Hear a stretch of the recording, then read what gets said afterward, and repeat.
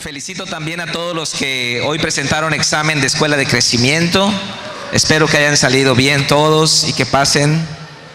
Cerramos el módulo 1 y por allá hubieron algunos que tenían hasta ganas de devolver el estómago y no sé, pero... Estamos de vuelta en las células, hermanos, les esperamos entre semana. Las células es una parte muy importante de nuestro desarrollo espiritual, de nuestro discipulado, así que les recordamos que ya estamos nuevamente en las células. Muy bien, vamos a abrir nuestra Biblia esta mañana en 2 de Corintios, capítulo 12, verso 7, y vamos a leer hasta el 10. Ya he predicado de este pasaje antes, pero como dice Pablo, no me es molesto escribirles las mismas cosas, porque para ustedes es seguro. Así que me gusta mucho este pasaje porque describe muy bien cómo funciona la gracia de Dios en nuestra vida. 2 de Corintios 12, 7, leemos hasta el verso 10. Dice la palabra de Dios así: y para que la grandeza de las revelaciones no me exaltase desmedidamente, me fue dado un aguijón en mi carne, un mensajero de Satanás que me abofetee, para que no me enaltezca sobremanera. Verso 8, respecto a lo cual 3 veces he rogado al Señor que lo quite de mí. Y me ha dicho: bástate mi gracia, porque mi poder se perfecciona en la debilidad. Por tanto, de buena gana me gloriaré más bien en mis debilidades, para que repose sobre mí el poder de Cristo. Por lo cual, por amor a Cristo, me gozo en las debilidades, en afrentas, en necesidades, en persecuciones, en angustias, porque cuando soy débil, entonces soy fuerte. Me gustaría que todos repitamos el versículo 10 juntos. Dice: por lo cual, por amor a Cristo, me gozo en las debilidades, en afrentas, en necesidades, en persecuciones, en angustias, porque cuando soy débil, entonces soy fuerte. Amén. La gracia que nos da la victoria sobre este mundo es el título del tema que vamos a ver hoy. La gracia que nos da la victoria sobre este mundo. ¿Cuál es el título? La gracia que nos da la victoria sobre este mundo. Cerramos nuestros ojos y le pedimos al Espíritu de Dios que sea Él el que nos hable esta mañana.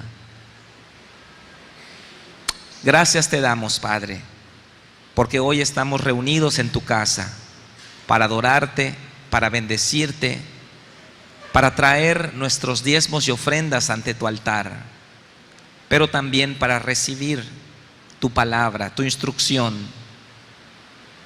Como María, la hermana de Lázaro, se sentó a tus pies, así nosotros hoy venimos a sentarnos a tus pies, a recibir tus palabras de vida eterna. Padre, utiliza mi vida como un canal de bendición para cada persona que está aquí. Te doy gracias porque tú puedes utilizar un vaso de barro para derramar tu gloria eterna, Señor. Y te pido que cada uno de los que estamos aquí hoy seamos hablados, confirmados, afirmados en nuestra fe. Venga tu reino. Venga tu reino, Padre. Oramos por Laura Pech, la ponemos en tus manos. Declaramos vida y salud sobre ella, Padre. Que tu reino se establece en su cuerpo físico, Padre. La bendecimos. Bendigo, Señor, toda persona en nuestra congregación que esté atravesando tribulación, enfermedad, dificultades familiares, matrimoniales, económicas. Te pido, Padre, que tu gracia abunde en ellos para que salgan adelante en sus vidas, Padre. En el nombre de Cristo Jesús. Amén. Le damos un aplauso fuerte al Rey de Reyes. y Señor de señores.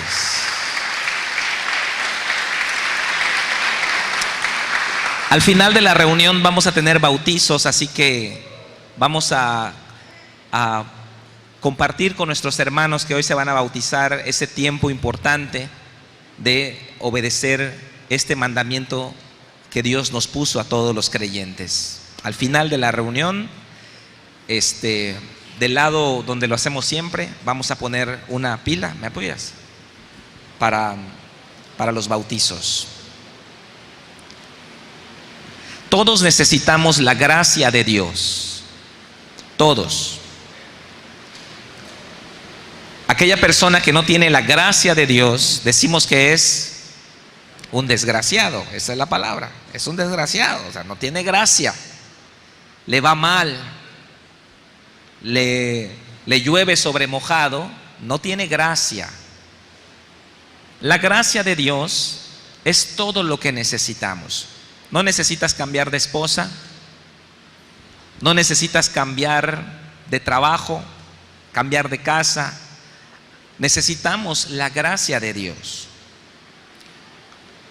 La gracia de Dios representa todo lo que Dios, lo que Cristo compró para nosotros en la cruz. La gracia de Dios podemos describirla como una fuente ilimitada de recursos, fortaleza, poder, gloria y provisión. Una fuente ilimitada de recursos, fortaleza, poder, gloria y provisión. La gracia de Dios es tan abundante y tan infinita que con una sola gota de su gracia tenemos para vencer este mundo. Cuando no tenemos gracia de Dios, luchamos en nuestras fuerzas, tratamos de salir adelante en nuestros métodos, tratamos de vencer de acuerdo a nuestro razonamiento y todos nuestros resultados van a ser pobres porque no estamos confiando en la gracia de Dios. Tenemos la gracia de Dios, todos los que estamos acá, amén.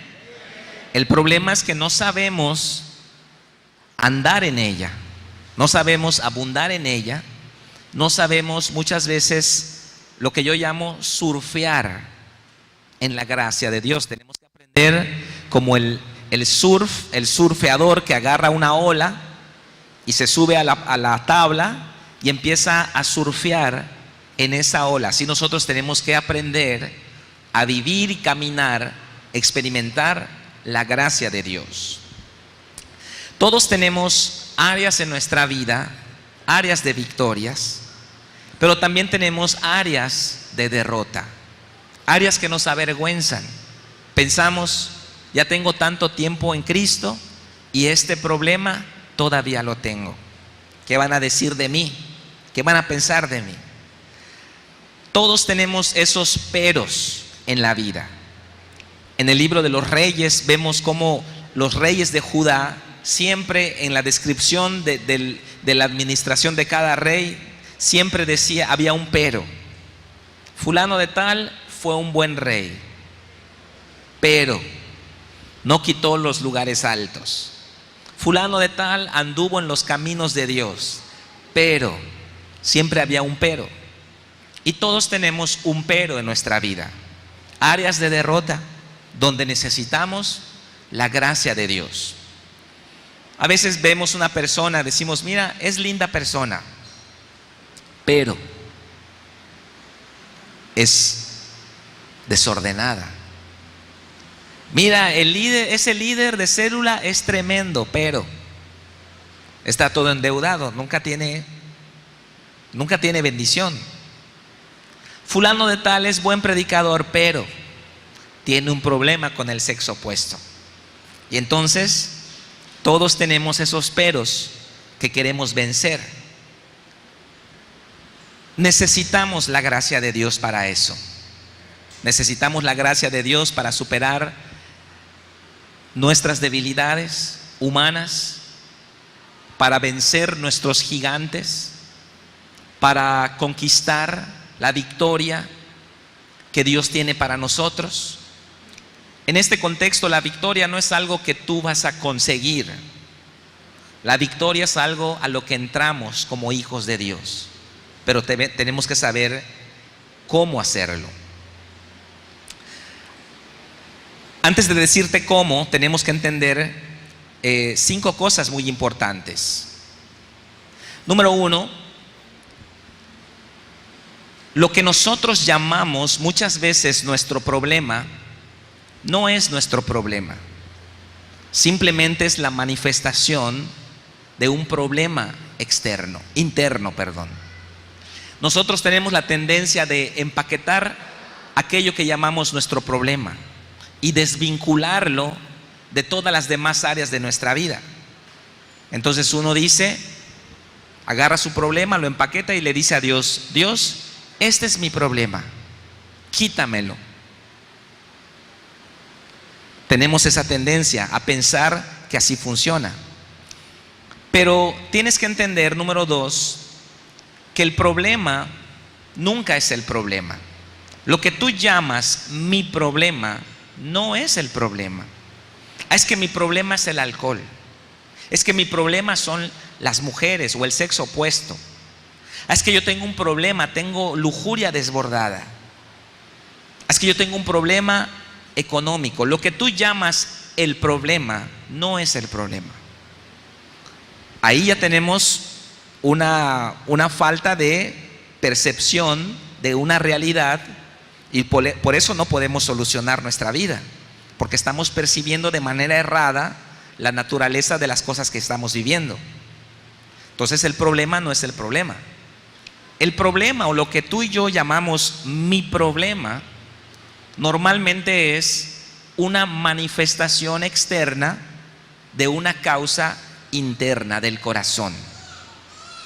Y ese problema interno del corazón manifiesta un fruto que le llamamos mi problema.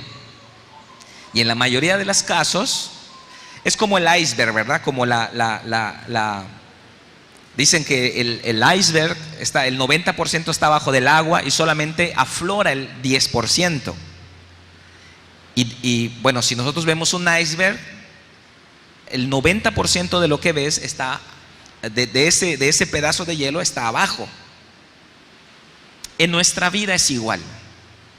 Cuando tenemos situaciones, estigmas, problemas, ya sea sexuales, económicos, familiares, esos problemas son solamente el 10%. El 90% está escondido, está debajo del agua, no se ve y está en el corazón. Para solucionar nuestra vida, tenemos que entender que nuestro problema no es el problema, sino es una manifestación. Eso ya tienes un punto ya ganado allá. En la mayoría de los casos, en la gran mayoría de los casos, el problema es la soberbia. Ese es el problema. Hay soberbia, hay arrogancia, hay orgullo. Y entonces no se puede solucionar la punta del iceberg, porque abajo el problema no está solucionado. Dios no va al fruto, Dios siempre va a la raíz. Dios no trata con el fruto. Tú y yo tratamos con el fruto. Queremos que Dios quite el fruto, pero Dios no va a quitar el fruto. Dios va a ir a la raíz. Si Dios quitara el problema, si Dios quitara lo que tú llamas el problema, es como que imagínate que tienes una alarma contra el fuego y en la noche suena la alarma. ¿Qué debes hacer? Pues la alarma está sonando, hay que salir corriendo, no sé. Pero yo digo, esta alarma qué molesta es, y voy y corto los cables, clic, clic, y me sigo durmiendo. Si Dios quitara lo que tú llamas el problema, no podríamos solucionar el verdadero problema, porque el problema es la manifestación, es el indicador que hay algo más atrás. Si yo quito lo que tú llamas tu problema, te voy a perder. Es como que yo quite los cables de la alarma, porque eso es molesto que suene la alarma, y entonces me voy a quemar. Entonces, ¿cuál es la solución para que no suene la alarma? ¿Cortar los cables o apagar el fuego? Apagar el fuego es la solución. Y Dios siempre quiere llevarnos a la solución. Nuestra visión del problema es diferente a la visión que Dios tiene de la situación. Ese fue el punto 3. El punto 4, Dios quiere ir más allá de solucionar tu problema.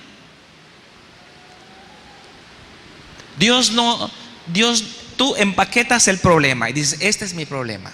Lo desvinculas de las demás áreas de tu vida. Y queremos que Dios solucione este problema. Pero Dios no quiere solucionar un problema. Dios quiere darnos una restauración integral y completa. Yo siempre he hablado bien de Alcohólicos Anónimos, pero ahorita voy a hablar no muy bien de ellos. Porque el problema que tenemos allá es que ahí se quita un problema, se quita un estigma, dejas de tomar, aunque sigues siendo un mal hablado, aunque ahora fumas como chacuaco y eres mujeriego, ¿no? Entonces, eso no es lo que Dios quiere, y muchas veces nosotros eso le estamos pidiendo a Dios. Eso le pedimos a Dios que haga cuando le decimos, quita mi problema, me incomoda mi problema. Porque es más fácil que Él quite el problema a que nosotros aprendamos cada día a depender de Él. Que eso es lo que Él quiere, que yo aprenda a caminar con Dios. Dios no quiere sanar un estigma en mi vida. Él quiere una restauración integral de todo mi ser, espíritu, alma y cuerpo. ¿Cuántos dicen amén? Esto es lo que tenemos que entender a la hora de orar y de buscar entrar en la gracia de Dios. Ahora, Pablo, el caso de Pablo es el caso de cada uno de nosotros. Pablo, un gran hombre de Dios, grandes revelaciones, grandes profecías. Wow, un tremendo hombre de Dios. Fue llevado al tercer cielo. Salió de su cuerpo y fue llevado por Cristo al tercer cielo. Escuchó cosas, tuvo grandes revelaciones. Pero Pablo tenía un problema, y él lo describe en el versículo 7. Dice: para que la grandeza de las revelaciones no me exaltase desmedidamente, me fue dado un aguijón en mi carne, un mensajero de Satanás que me abofetee, para que no me enaltezca sobremanera. Y dice la Biblia que Pablo oró para que Dios se lo quite. Quítame este problema, Padre. Y Dios dice: no, porque ese problema es un indicador para ti que ya estás caminando en soberbia.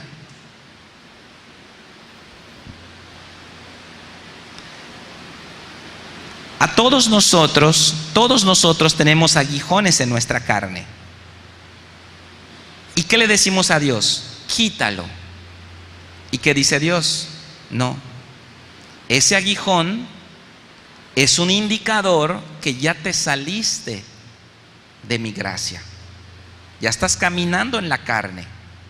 Ay, me pinchó el aguijón. Bueno, tienes 15 días caminando en la carne. Te pinchó. Si yo quito eso, te pierdo, porque no va a haber ningún freno para que tú entiendas que hay un problema que no es el aguijón. ¿Cuál era el problema de Pablo?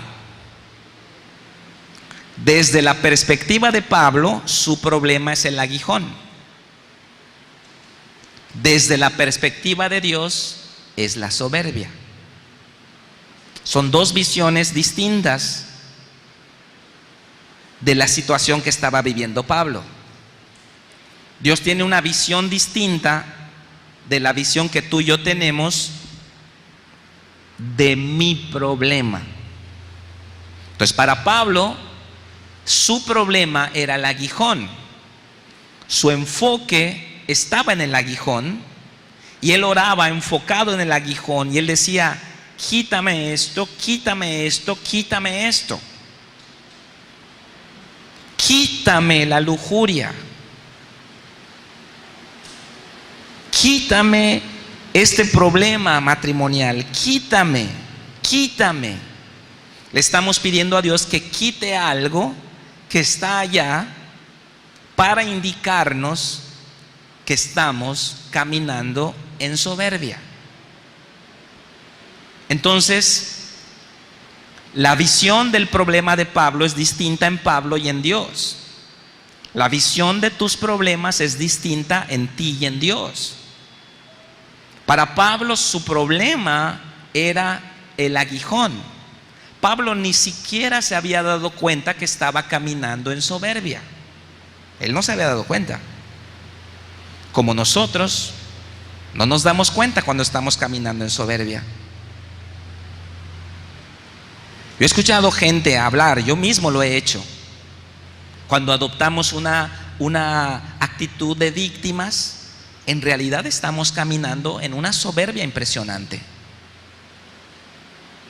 Hay una soberbia que rebosa, brota por nuestras orejas. Y entonces vamos a ver, no vamos a ver otra cosa sino el aguijón. Eso es lo que vamos a ver. Ay, Dios nos va a reprender. No, no es Dios, es el diablo, que está ahí para pinchar a aquellos que salgan de la gracia de Dios.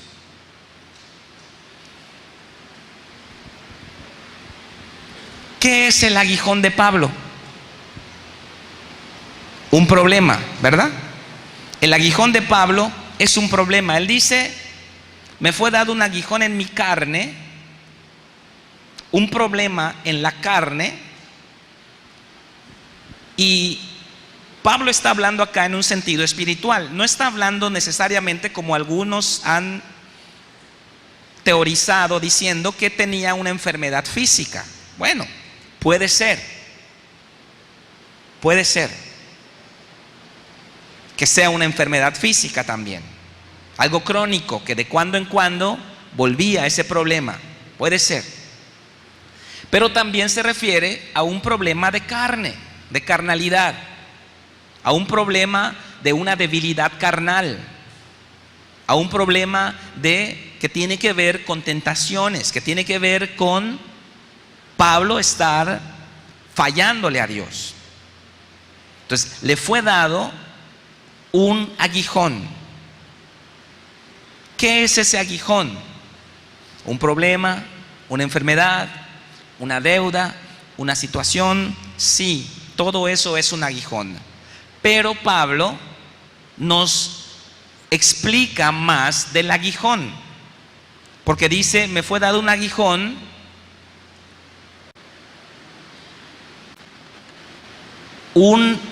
en mi carne, y explica: un mensajero de Satanás que me abofetea. Entonces el aguijón es un demonio. Eso es el aguijón. Un demonio asignado a ti. Ay, por Dios, no por Dios. El enemigo asigna demonios desde que naces. Hay ciertas patologías en una familia, ¿no? Ves pobreza, pobreza, pobreza, fracaso, fracaso, fracaso de abuelos, padres, hijos, nietos, bisnietos, alcoholismo, alcoholismo, alcoholismo, homosexualismo, homosexualismo, perversión. Son patologías repetitivas en las generaciones de una familia. Son espíritus que pasan de una generación a otra generación, porque ellos sienten la autoridad sobre esa generación, porque los padres le dieron esa autoridad. Entonces, ¿qué es el aguijón de Pablo? Un demonio. Un demonio que está ahí para fastidiar a Pablo. Pero Pablo es hijo de Dios. ¿Y tú qué eres? Hijo de Dios. O sea que nosotros ya pertenecemos a otro reino. Somos de Dios. La Biblia dice que fuimos trasladados del reino de las tinieblas al reino de Jesús. Estamos en otro reino. Ese reino, el reino de Dios, es un reino, son los lugares celestiales que hablamos la semana pasada, toda bendición espiritual que nos fue dada en los lugares celestiales en Cristo Jesús, ya nos fue dado, no se nos va a dar, ya lo tenemos. Son esos tronos que estamos nosotros sentados juntamente con Cristo en los lugares celestiales. Es la herencia en Cristo Jesús que tenemos los hijos de Dios. El poder que opera en nosotros, mismo poder que operó en Jesucristo resucitándolo de los muertos, opera ahora en nosotros. Eso ya lo tenemos. Eso ya lo tenemos. Pero ¿por qué Satanás nos sigue fastidiando? Por la ignorancia que hay en nosotros. Entonces, vamos a poner un ejemplo. Ven, Kevin. Y Eric, ven. Vamos a suponer que Kevin, qué bueno que trajiste tu camisa blanca. Kevin es hijo de Dios, ¿ok? No estamos suponiendo, es la verdad. Okay. Y Eric es un chamuco que le pincha aguijones, así, aguijonealo, así, toma. Lo está aguijoneando, ¿ok? Kevin ha sido cliente, toda su vida ha sido cliente del diablo, títere del diablo. Es más, abrázalo, es como tu compadre, así, es mi compadrito, mi cliente. Vengo a él y me atiende, dice. Pero un día, Kevin acepta a Cristo como Señor y Salvador y Kevin es trasladado de un reino a otro. Entonces quiero que vean esto, no se muevan. Aquí hay una línea, es la frontera. Esta línea es la frontera. Reino de las tinieblas, reino de Dios. Kevin acepta a Cristo como Señor y Salvador y es trasladado. Ven, Kevin, es trasladado. Ven también tú, ven. Es trasladado. Tú agárrate a Kevin, tú no sueltes a Kevin. Es trasladado del reino de las tinieblas y en el momento en que él cruza, aquí viene la separación. El mensajero de Satanás no tiene visa. Él se queda en la frontera. Entonces Kevin entra al reino de Dios y entonces Kevin es ¿qué? Libre, ¿verdad? Ahora tú ya no lo puedes alcanzar. Trata de alcanzarlo, pero no puedes cruzar la línea. Trata de alcanzarlo. No. Lo único que puede hacer es seducirlo. Entonces, cuando Kevin regresa y cruza esta línea, entonces viene otra vez el aguijonazo. Aguijonéalo. Ok. Y luego regresa Kevin y otra vez entra a la gracia y queda fuera del alcance de él, del mensajero de Satanás. Kevin tiene esta vida de venir, ser aguijoneado, pedir perdón, regresar, pasar un tiempo en libertad, al rato regresa, es aguijoneado, pide perdón, vuelve a entrar, vive en libertad, se goza, avanza, pero al rato regresa, es aguijoneado, pide perdón, regresa, ahora vive en libertad, pero al rato regresa, es aguijoneado, pide perdón, regresa y ahora vive en libertad. Y esa es la vida de Kevin. Cualquier semejanza con la realidad es una coincidencia. Ok, ahora Kevin resuelve en su corazón que él tiene un problema. Y Kevin le llama a este mensajero su problema. Pero ¿verdad que ese no es el problema? Ese no es el problema. Ustedes están teniendo ahorita la perspectiva de Dios. Kevin empieza a orar y dice: quítame el aguijón, quítame este problema, quítame esta debilidad, quítame esta situación, quítamelo. ¿Y qué es lo que dice Dios? Si yo quito al aguijón, si yo lo quito y Kevin entra en soberbia, lo perdemos. Se va y se va y se va y se va, y un día lo vamos a perder para siempre. Entonces, ven, el aguijón, dice Dios,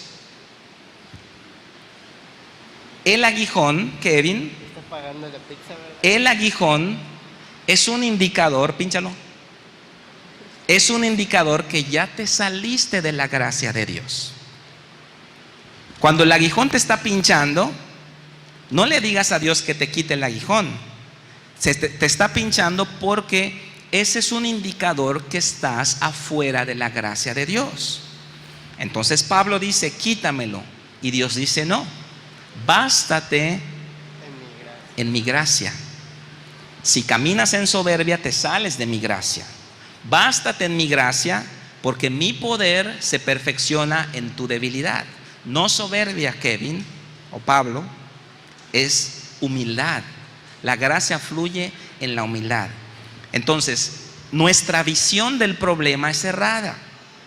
Queremos solucionar un estigma de muchos que tenemos. Queremos que Dios solucione un problema, pero Dios dice: no, aprende a caminar en mi gracia y ese fulano ni siquiera se va a poder acercar a tu vida. ¿Quieren saber cómo caminar en la gracia de Dios? Amén. Vamos a dar un aplauso fuerte a estos campeones.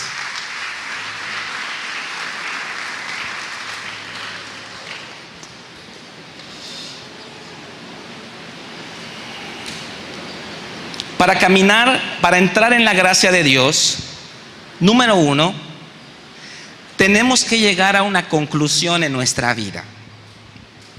Pablo llegó a una conclusión en su vida. La conclusión a la que tenemos que llegar es que no puedo vencer sin Jesús. Nosotros queremos, cuando venimos a la iglesia, que Dios nos dé una vacuna contra la polio. Es decir, que nos hagan una inyección, una oración, una administración, una liberación, y ya nunca más tengamos que necesitar de Dios. Eso es lo que queremos. Es más fácil que aprender a caminar cada día de Dios, aprender a depender cada día de Dios, aprender a caminar con Dios. Y entonces, ¿qué es lo que hacemos? Queremos que Dios nos quite el problema para que ya no necesitemos venir y depender de Dios. Pero lo primero que tenemos que reconocer para entrar a la gracia es que sin Él no vamos a vencer. Si tú no oras, si tú no buscas a Dios, es un indicativo de que tú no has resuelto en tu corazón que no puedes. Cuando tú te cae el 20 que tú no puedes por ti solo, entonces vas a buscar a Dios. Porque ¿cuántos años has luchado? Piénsalo. ¿Cuántos años has batallado? Y nada más el problema ahí sigue. ¿Por qué? Porque lo quieres hacer, quieres una vacuna. Eso es lo que quieres, una vacuna. Que alguien haga algo y ya se te quite. Pero no. Al igual que Pablo tenía que aprender a caminar en la gracia. Tenía que aprender a ser humilde, porque la gracia fluye en la humildad. Jesús dijo: yo soy la vid, ustedes los pámpanos. El que permanece en mí y yo en él, este lleva mucho fruto, porque separados de mí nada podéis hacer. Separado de mí nada podéis lograr. Ningún progreso espiritual vas a lograr. Te vas a llenar de conocimiento, te vas a llenar de formas externas cristianas, vas a adoptar una ideología cristiana, pero no va a haber la evidencia del poder de Dios en tu vida. Y entonces viene un conflicto. ¿Qué está pasando? Tengo tantos años en la iglesia, ya pasé todos los cursos, ya me sé todos los cantos, ya me sé todos los pasitos, y todavía sigo con este problema, porque es un autoengaño. La verdadera madurez viene cuando aprendemos a caminar con Dios. Por eso dice: separados de mí nada podéis hacer. La gracia fluye a los humildes, porque Él da mayor gracia. Por esto dice: Dios resiste a los soberbios y da gracia a los humildes. ¿Cuál es el problema de Pablo? Gracias a Dios, Pablo no da la descripción del aguijón. Gracias a Dios. Porque nosotros somos tan metódicos, tan racionalistas, que ya hubiésemos hecho una teología del aguijón. Había libros del aguijón. Gracias a Dios, Pablo no dice cuál era su problema. Él no dice cuál era su problema, porque si tú lees el contexto y analizas toda la historia que Pablo está narrando, te vas a dar cuenta del verdadero problema de Pablo: su soberbia. Se enaltecía. Y entonces dice Pablo: ahora, como ya sé que la soberbia, Dios resiste al soberbio, ¿verdad? Lo acabamos de leer. Dios resiste al soberbio. Entonces Pablo dice: cuando yo me glorío en mis logros, cuando yo digo wow acerca de mí, me empiezo a acercar a la frontera. Entonces dice Pablo: ahora más bien me voy a gloriar en mis debilidades, voy a hablar más bien de mis fracasos, voy a hablar abiertamente de lo mal, de las cosas malas que he hecho, porque cuando soy débil estoy fuerte, y cuando soy fuerte ya me acerco a la frontera y puedo ser atacado por el diablo.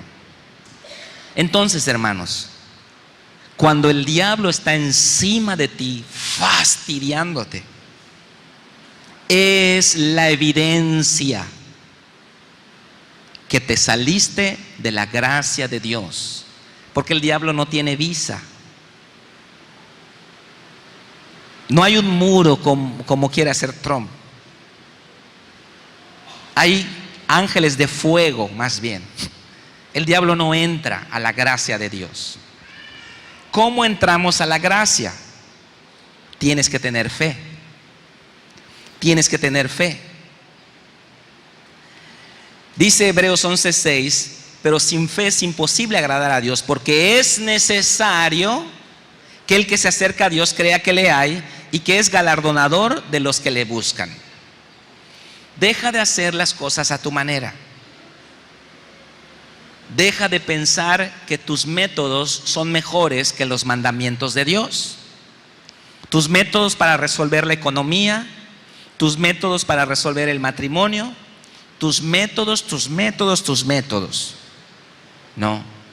En la fe confías en Dios. Obedeces a Dios, porque la obediencia es una manifestación de confianza en Dios. Cuando no confías en Dios, no le obedeces. No le obedeces. Porque en el razonamiento está: ¿cómo voy a hacer eso que me pide Dios? ¿Cómo voy a diezmar si tengo poco? ¿Cómo voy a perdonar si mira lo que me hicieron? ¿Cómo voy a estudiar en la escuela de crecimiento si yo no estudié ni la primaria?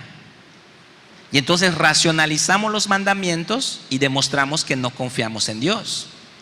Para entrar a la fe, para entrar a la gracia, necesitamos la fe. Romanos 5:1 lo dice muy claramente. Dice: justificados pues por la fe, tenemos paz para con Dios por medio de nuestro Señor Jesucristo, por quien también tenemos entrada por la fe a esta gracia en la cual estamos firmes y nos gloriamos en la esperanza de la gloria de Dios. Pablo está diciendo aquí que entramos a la gracia por medio de la fe. ¿Cómo entraste al reino de Dios? Por la fe en Jesús. Hiciste una oración. Así es todo lo demás. Así es todo lo demás. Si queremos vivir en la gracia, tenemos que tener fe. Pero no me refiero a una teología sistemática en tu cabeza. La fe es obediencia.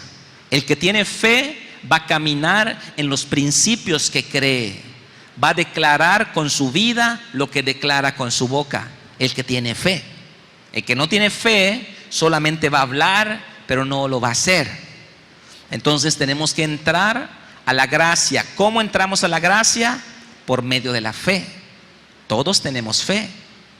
Todos aquí tenemos fe. El ser humano tiene fe. Pero tenemos que depositar esa fe en Jesús. Entonces, ¿cómo entramos a la gracia? Número 1, tenemos que llegar a la conclusión de que no podemos hacer nada sin Jesús. Tenemos que depender de Él. Número 2, tenemos que tener fe y confianza, obedecer sus mandamientos, confiar en sus estatutos, confiar en que lo que Él pide es lo mejor para nosotros. La gracia son las puertas del cielo para nosotros.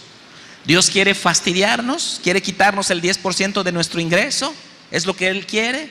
¿O quiere que entremos a su gracia, a su bendición? Es lo que Él quiere. Número 3, tienes que alimentar tu fe con la palabra de Dios. Si la fe es el instrumento para entrar a la gracia, entonces la palabra de Dios es aquel alimento con el que fortalecemos nuestra fe. Tenemos que leer la palabra de Dios. Jesús dijo en Lucas 4:4, escrito está, no solo de pan vivirá el hombre, sino de toda palabra que sale de la boca de Dios. Entonces tenemos que leer la palabra. La palabra de Dios incentiva la fe. La fe viene por oír y el oír viene por la palabra de Dios. Léete un buen libro. Escucha buenas prédicas entre semana cuando estás manejando. Esa palabra que estás recibiendo va a incentivar tu fe. Va a levantar tu fe para orar y para obedecer.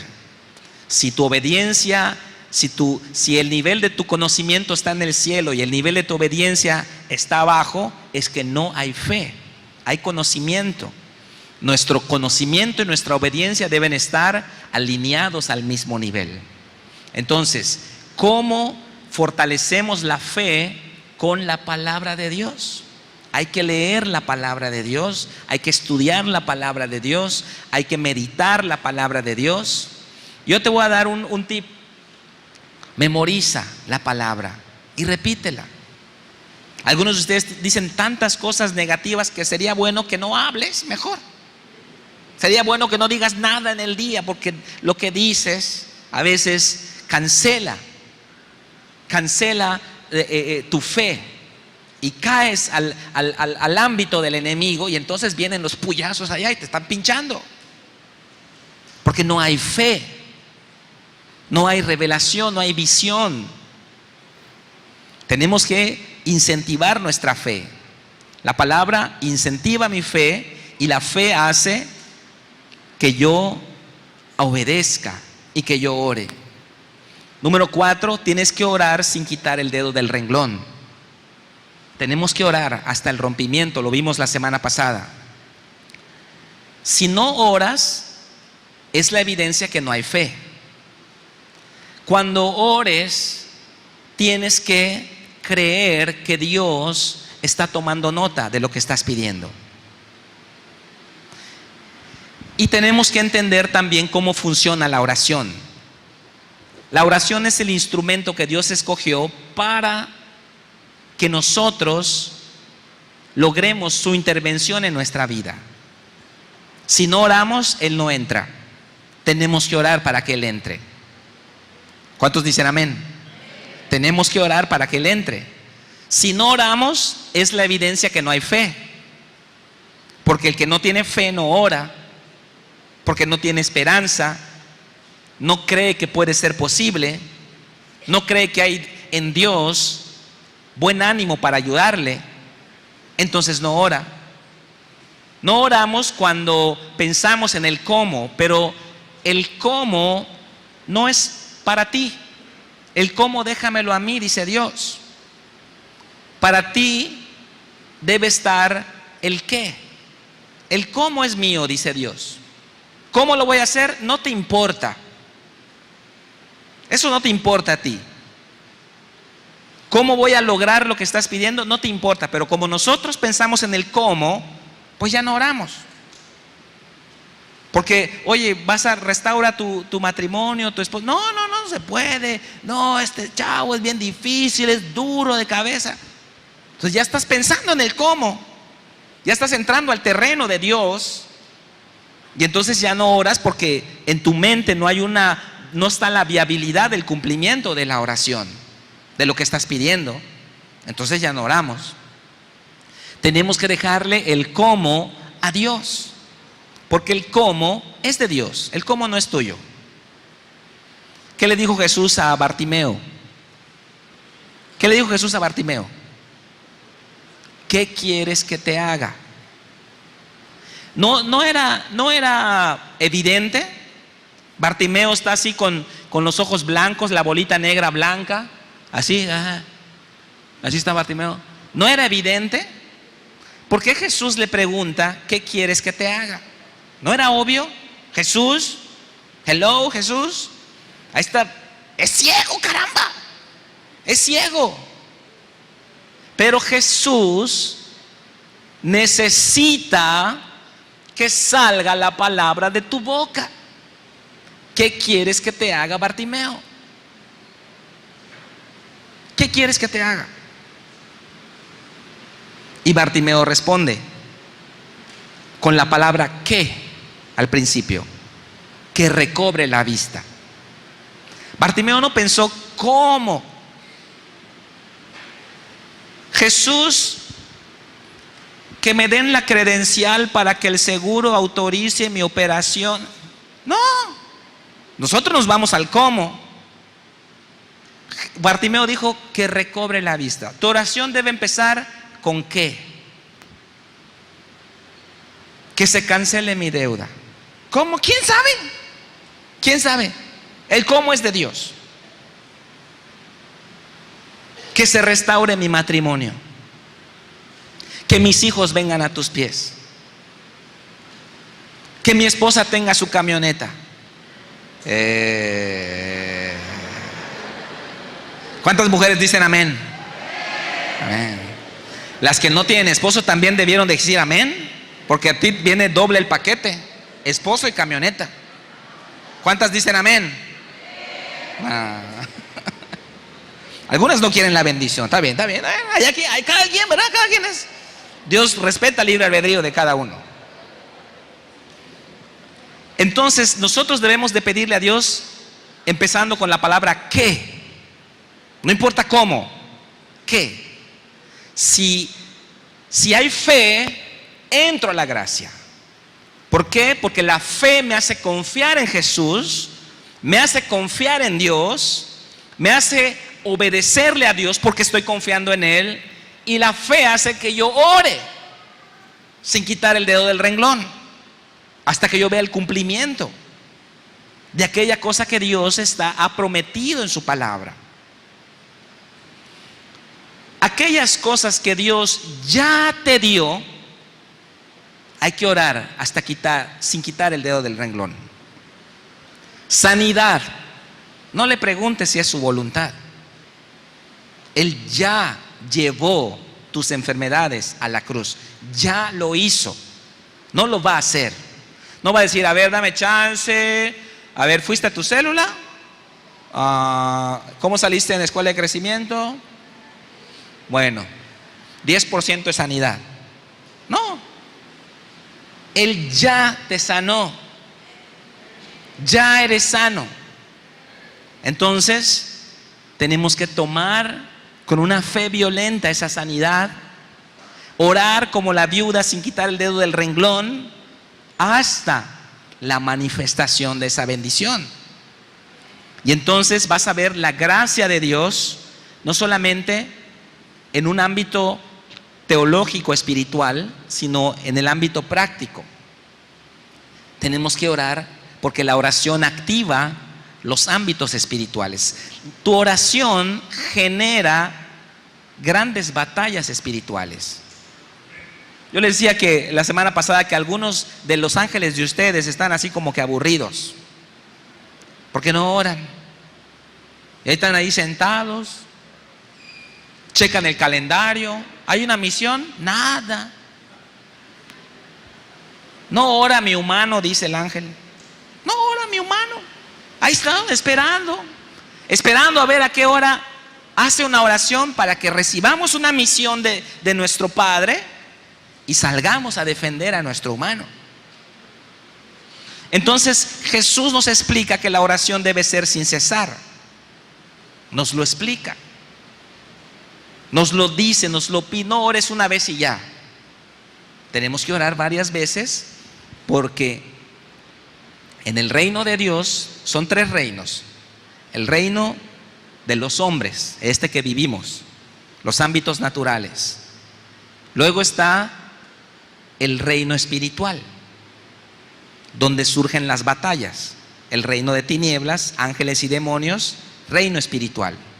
Y luego está el tercer cielo, reino de Dios, la gracia de Dios, lugares celestiales de Dios. ¿Ok? Dios y los ángeles están en el tercer cielo. Nosotros estamos en el primer plano, en el primer cielo. Entre el primer cielo y el tercer cielo está el segundo. Cuando tú oras, Dios envía ángeles desde el tercer cielo hacia nosotros. Pero ellos tienen que cruzar el segundo cielo. Y ahí es donde viene el problema. Y los mensajeros de Satanás que te fueron asignados a ti, como el de Pablo, cuando ven un ángel venir con la bendición para ti, ellos van y luchan con ese ángel. No crean que ¿qué le pasó al pastor? Chispa, ya lo perdimos. ¿Está ya pensando? No, está en la Biblia. Con esto voy a terminar porque tengo un poquito más, pero en Daniel 10:12 vemos esto. Dice, un ángel dice: entonces me dijo, Daniel, no temas, porque desde el primer día que dispusiste tu corazón a entender y a humillarte en la presencia de Dios, fueron oídas tus palabras, y yo a causa de tus palabras he venido. ¿Ok, Daniel? Desde el primer día que empezaste a orar, ve lo que pasa en la oración. Desde el primer día que empezaste a orar, fueron escuchadas tus palabras. Desde el primer día que empezaste a orar, yo salí del cielo para venir a verte. Desde el primer día que empezaste a orar.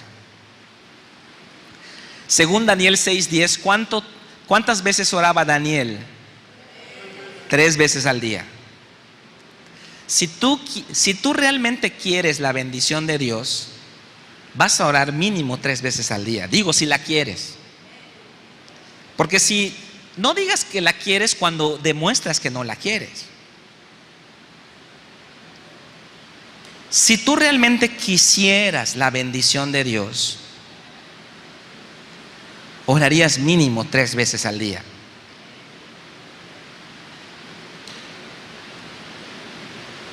Si no, entonces realmente no la quieres.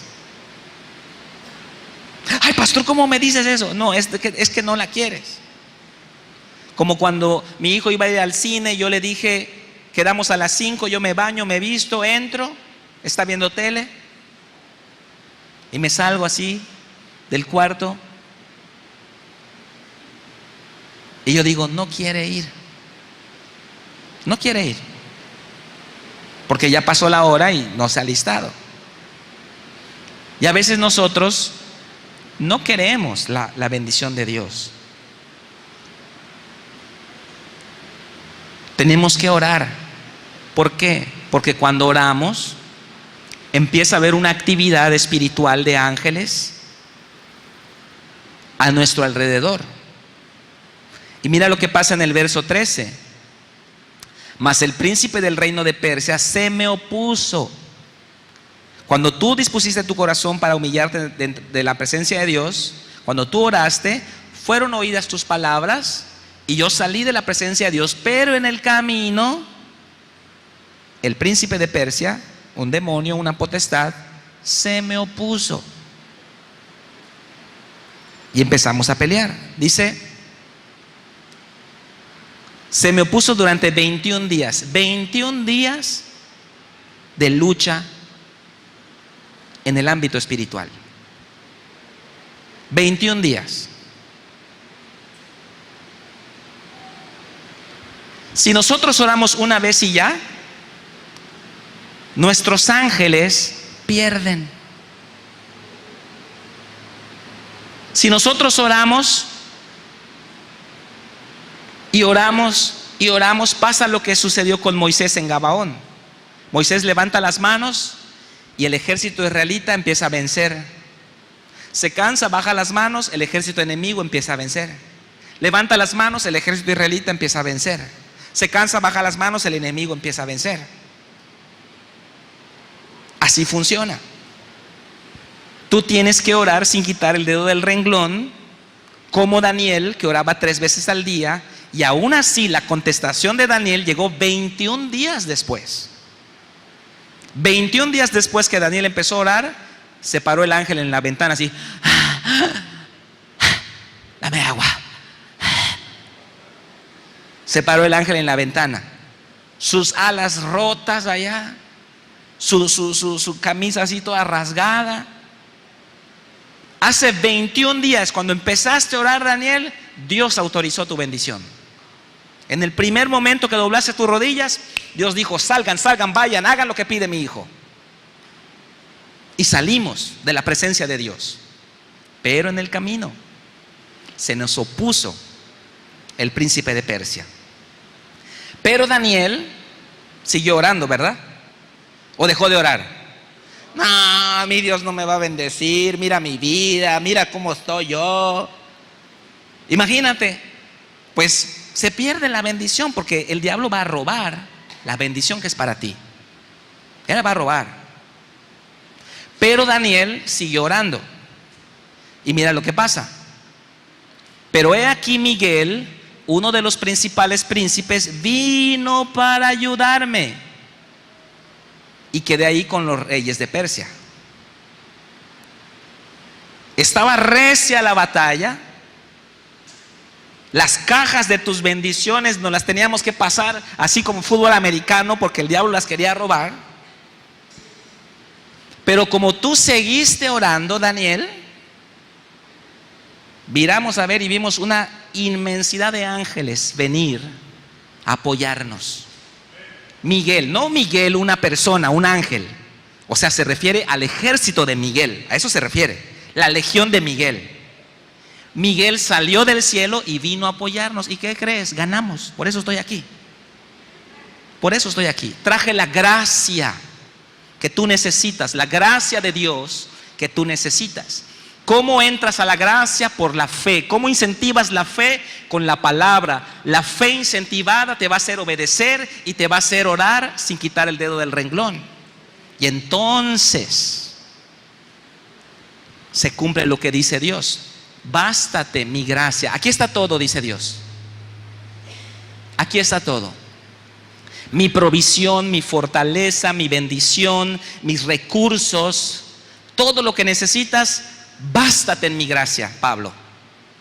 Bástate en mi gracia. Ay, quítame este problema, quítame lo otro. No te salgas nada más. Si te sales te van a pinchar. Si te están pinchando es el indicador que ya te saliste. Si quito el indicador es como que quite las alarmas, los cables de la alarma, ya no va a sonar y te vas a quemar. Entonces si te están pinchando, hello, te están pinchando, ¿quién sabe cuánto tiempo tienes en soberbia?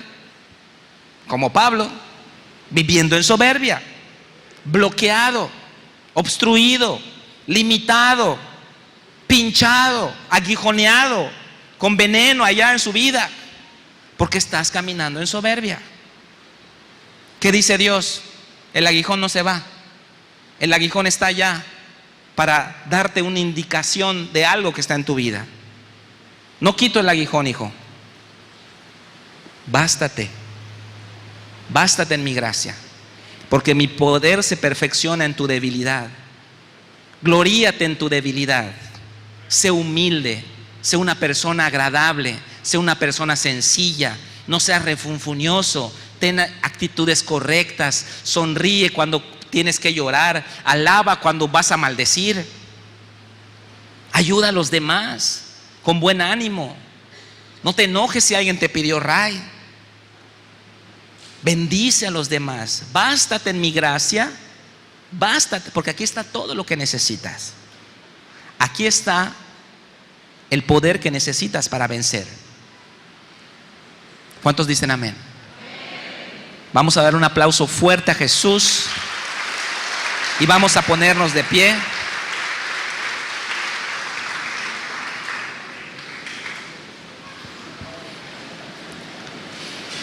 Dile al que está a tu lado: necesitamos la gracia de Dios.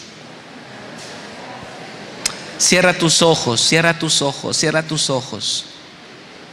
Cierra tus ojos. Cierra tus ojos. Hay aguijones en tu vida. Hay áreas de derrota. Hay áreas donde el enemigo te hace sentir tan miserable. Son indicadores de falta de humildad. Son indicadores que has salido de la gracia.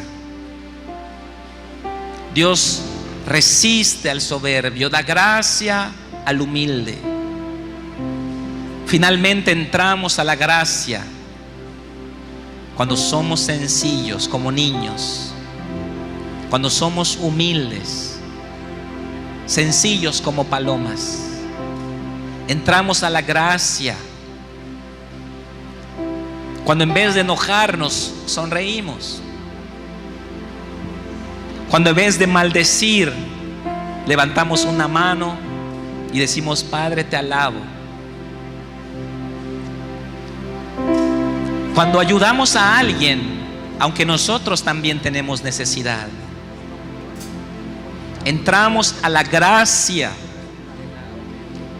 a la fuente ilimitada de recursos, provisión, fortaleza, poder, gloria. La gracia es todo lo que necesitas. Bástate en mi gracia. Bástate en mi gracia, dice Dios. Mi gracia es suficiente para fortalecerte, para liberarte, para transformarte. En mi gracia vences este mundo. En mi gracia puedes pagar tus deudas. En mi gracia hay puertas abiertas. Cuando tienes gracia de Dios, está el brazo poderoso de Dios de tu lado, la diestra de su justicia, el respaldo, la presencia, la fragancia de nuestro Dios está con nosotros. La gracia de Dios es lo que necesitamos. Pablo reconoció que su problema era la soberbia, que había empezado a sentirse tan espiritual, tan superior a los demás, y eso lo sacó de la gracia. Por eso hoy, Padre Celestial, queremos entrar al trono de la gracia, al oportuno socorro, a tu reposo, a tu presencia, delicias a tu diestra. Queremos entrar por la fe. Queremos entrar por la fe a esta gracia en la cual estamos firmes y nos gloriamos en la esperanza de la gloria de Dios. Que cada persona en este lugar, Padre, experimente nuevos niveles de tu gracia. Experimenta nuevos niveles de la gracia de Dios. 3 veces oré, dijo Pablo, quita mi problema, quita mi problema. 3 veces oré, dijo Pablo, pero la respuesta de Dios fue diferente a mi petición. Muchas veces has orado, quita mi problema, quita mi problema, pero la respuesta de Dios es diferente a tu petición por la visión que Él tiene de tu situación. Bástate mi gracia suficiente. Desciende, desciende, humíllate, humíllate, humíllate para que abundes en la gracia. Hazte débil para que seas fuerte. Hazte débil para que seas fuerte. Pido que esa gracia repose este día en este auditorio, Padre. Derrama, derrama tu gloria, Padre.